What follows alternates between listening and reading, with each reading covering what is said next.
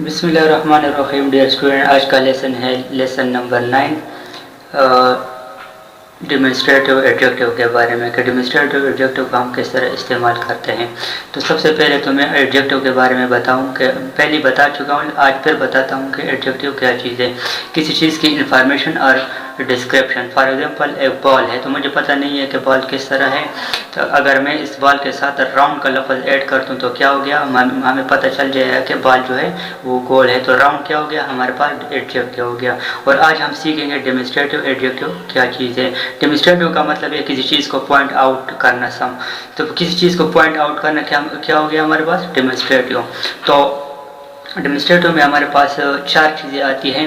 Number 1 this, that और these और दोस। ये 4 चीज़ें हमारे पास डेमोन्स्ट्रेटिव एडजेक्टिव में आती है। तो सबसे पहले तो हम आज जो है सिर्फ 2 को डिस्कस करेंगे और बाकी 2 जो है हम अगली वीडियो में डिस्कस करेंगे।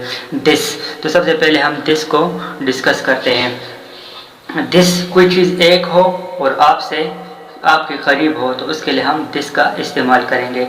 फॉर एग्जाम्पल दिस सेलफोन, तो ये एक है और हमारे करीब भी है, तो मैं इसके लिए क्या करूँगा, दिस का इस्तेमाल करूँगा। इसी तरीके से दिस पेन, तो ये भी क्या होगा, हमारे करीब भी है और एक भी है, तो इसके लिए मैं क्या करूँगा, दिस का इस्तेमाल करूँगा।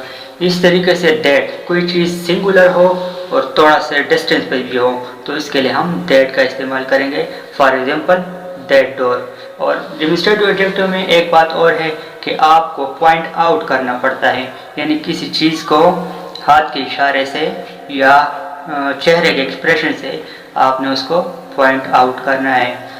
तो दोस्तों, उम्मीद करता हूँ कि आपको मेरा ये लेसन पसंद आया होगा। अगर आपको मेरा लेसन पसंद आया हो तो वो वीडियो को लाइक करें, शेयर करें और चैनल को सब्सक्राइब भी करें।